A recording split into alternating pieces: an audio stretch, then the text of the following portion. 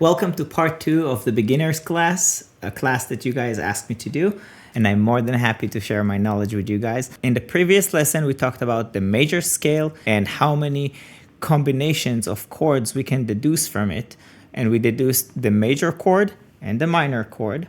And we also got everything into a box and we made everything organized. So we know half tones, tones, we know sharp and flat, and we know the major and minor shapes, which are 1, 3, and 5, and 1, 3 flat and 5. Today is going to get a little bit more interesting. We're going to look into much more complicated chords and more interesting, like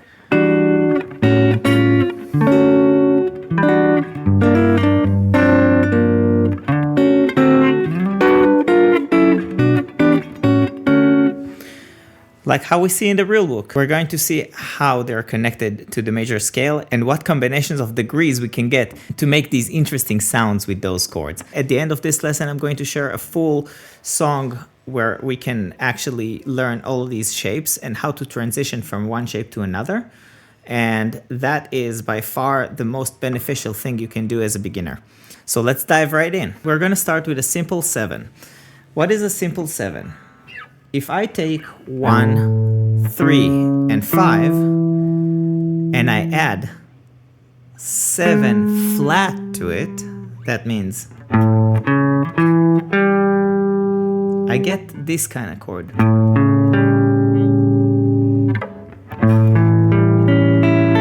Which is very much like the major chord, but with some kind of twist, a little bit more spice in it, a little bit more bluesy.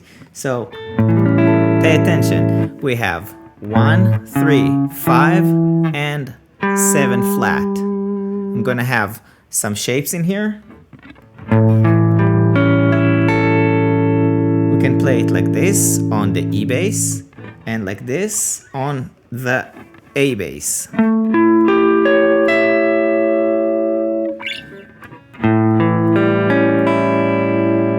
Now, of course, for every major shape, there is a minor shape. So the minor shape of it, you guessed it right. It's just take the 3 and make it flat. So instead of 1, 3, 5, and 7 flat, we're going to do 1, 3 flat, 5, 7 flat. And it's going to sound like this.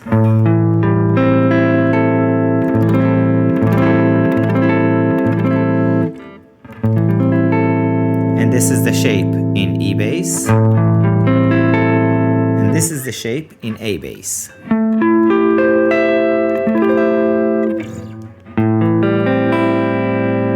Of course, I'm doing everything in A because this is what we started with, and the root is going to be A until we change it to whatever we want. Okay, so we did the 7th, basically X 7th. X is any root you want to put instead. It can be A7, it could be G7, and so on. Okay, so we also have 7, 9. What is 7, 9? If I take 1, 3, 5, 7 flat, because this is 7, and then add 9 to it, I'm gonna get this chord, which is 7, 9th. It can be A7, 9th, G7, 9th, B7, 9th, and so on. What is a 9th? How did I get to a 9? We know that we only have 7 degrees. So let's count together. 1, 2, 3, 4, 5, 6, 7. And then we get back to 1, which is the octave. But what if I told you that we can say 1 is 8 as the octave? We can continue counting after 7. And this is how we do it. 1, 2, 3, 4, 5, 6, 7, 8, 9. So 9 is going to be this note with respect to A. So we have 1, 3, 5, 7 flat, 9, which I can play here because this is an octave. So we have 7, 9. And in A bass, we can play it like this. We're basically omitting some notes to make it more possible to play on a guitar. So which this is one of my favorite shapes because you can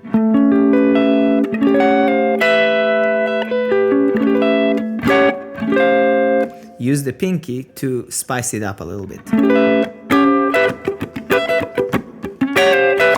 And so on. All right, so we have the 7th, we have the 7/9, we have the minor 7, we have the minor 7/9. Minor 7/9 is going to be, you guessed it right, basically just take the 3 and make it flat. And here we go.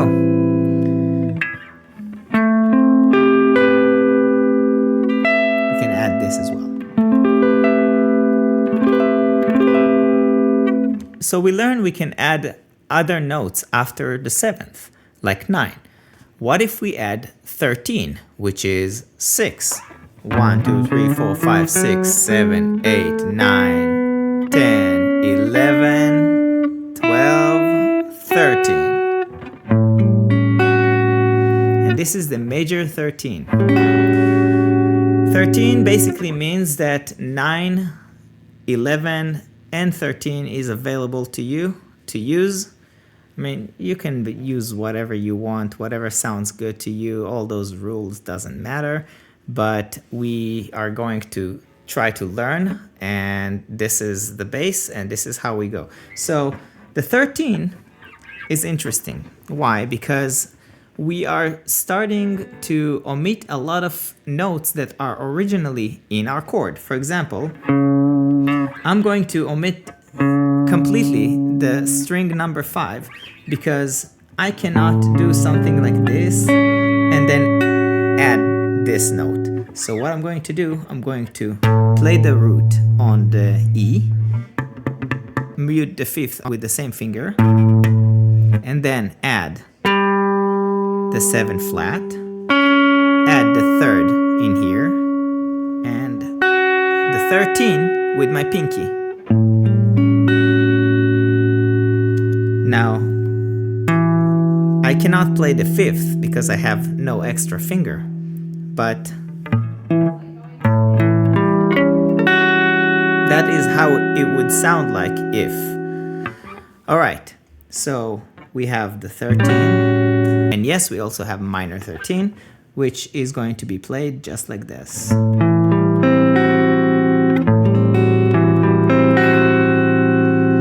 We have the 7th flat, we have the 3rd flat, the 5th, the 1, and the 13th right there.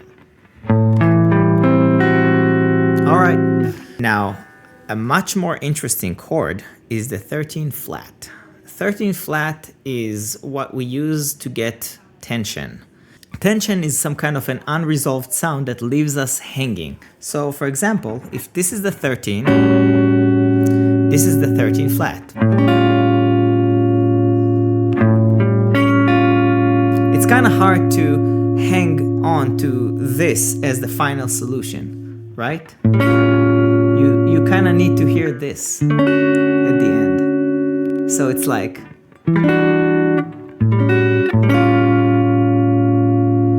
Now it would be cruel to leave it like that, right? So...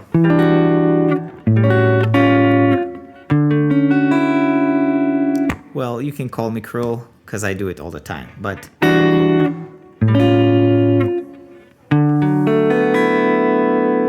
That's what you heard in the beginning. All right, so we have the 7, 13 flat, which is actually 1, 7 flat, 3, and 13 flat. And to make it minor, we just take the 3rd and we make it flat. You can also play it like that, with 2 fingers. Okay. Right, let's move on to the major 7 sound, which is one of the most magical, relaxing, and in my opinion, the ultimate solution. All right, so major 7, we have 1, 3, 5, and 7. But we cannot play it like this as a chord, right? So what we're going to do is we're going to play the A here with the thumb, and we're going to do 1 by 1, 1, 3, 5, 7. Isn't that a magical shape?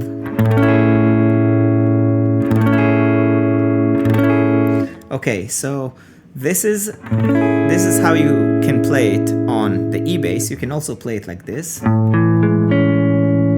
which gives us a different order of the degrees, but same degrees. 1, we have 5, then 7, and then 3. So 1, 5, 7, 3 gives us the major 7 chord. Let's start it from the A bass, and we can do it 1, 5, 7, and 3. I'm playing it all on A.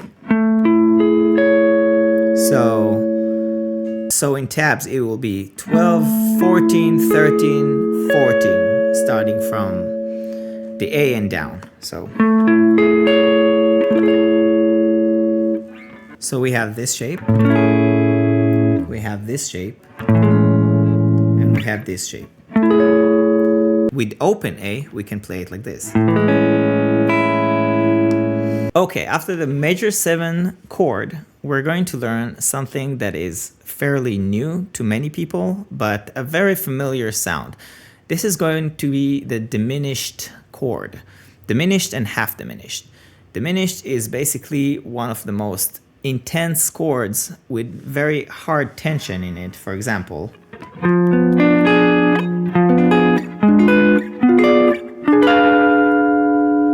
and the diminished chord is basically jumps of a tone and a half in between each note. So if we want to start from 1, we're going to start jumping 1.5 tones from 1. So 1, 1.5 from 1 will give us 3 flat.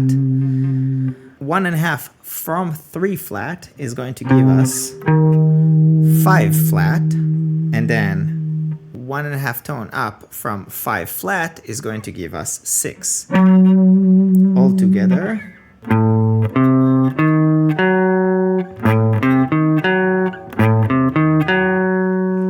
And if we want to get it into a chord,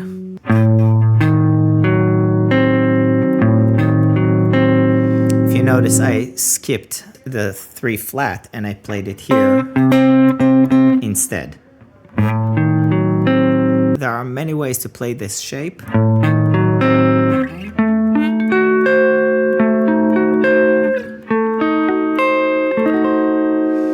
And the beauty of it is this shape we can actually take and travel it around the fretboard no problem. For example, because it's all jumps of 1.5 tones, we can do, and it's going to be the same chord, just with a different order of degrees. And let's move on to half diminished. Diminished, we're going to do X with a circle, and half diminished, we're going to do X with a circle and split it to half. And this is how we know this is half diminished or diminished. So let's move on to half diminished and see what's going on in there. Half diminished, we have 1, 3 flat, 5 flat, and 7 flat. So 1, 3 flat, 5 flat, and 7 flat all together. And to make this shape available on guitar, we're going to mess a little bit with the order of the degrees, and we come up with this shape or this shape.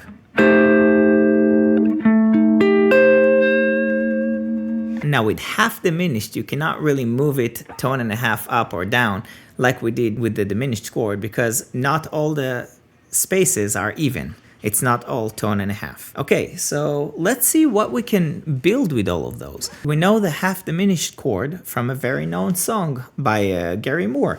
We have Still Got the Blues.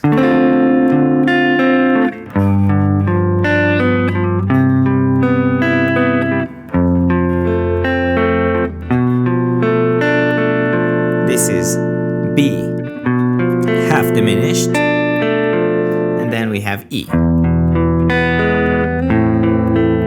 Okay, so D minor 7, we can do G13, C major 7, F7, or regular F, whatever you want. And then we have the B, half diminished, E, and A minor. That is one example we can use the half diminished for. What we're going to do now is we're going to take all of those chords and we're going to try to arrange them like a standard. So we have E minor 7, 9, A 13, we have D major 7 twice. Now E minor 7, 9, we have G minor 13, D major 7, D7, now we have G major 7, G minor 7, G flat minor 7, B.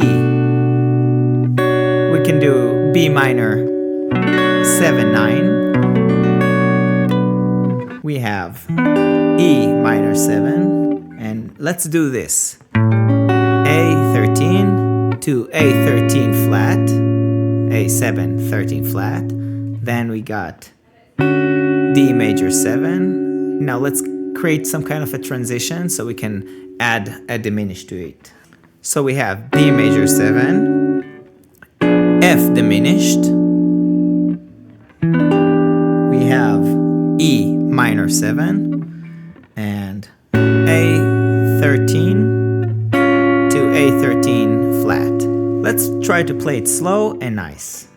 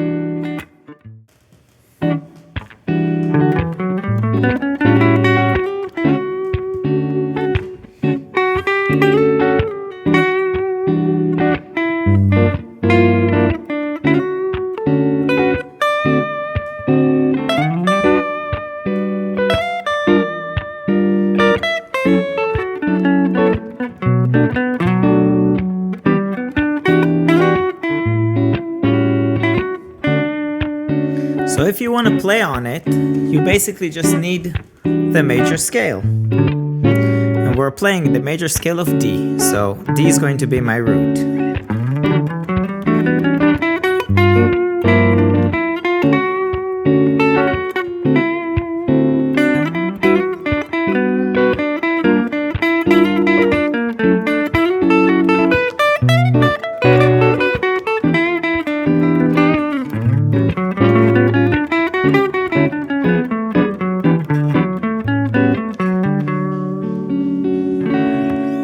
Alright, so let's summarize what we did so far. We took all those shapes and chords that we built from the major scale and we made a standard out of them. We made a song that we can actually play on. Now in the beginning I did something very interesting. I took this bridge and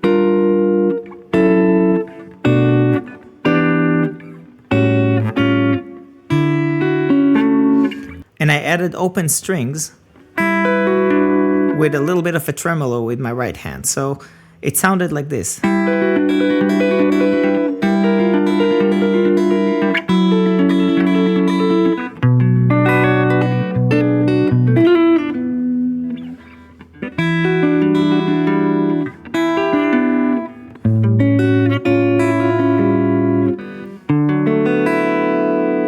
Something like this.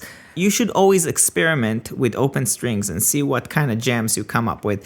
So you take this shape, this G major 7, and you see I'm not pressing the bar chord. I'm just leaving it open, and I'm playing it like this with this open E.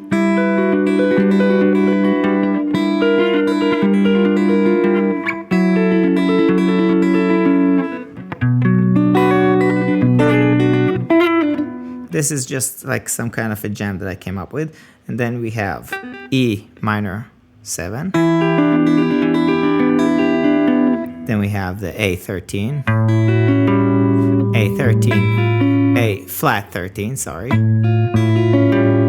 And then we came up with some kind of a D6-9. Beautiful, just beautiful. Thank you so much for completing part 2 of this series with me. In part 3, in the next lesson, we're going to break the major scale completely and create the modes and explore the modes and the different feelings and vibes they give us in improvisation and in songs. Thank you so much for being with me. Please subscribe and hit the like button. It helps me a lot. I'll see you next Thursday. I enjoy teaching you guys, and thank you so much for sticking around. See you soon.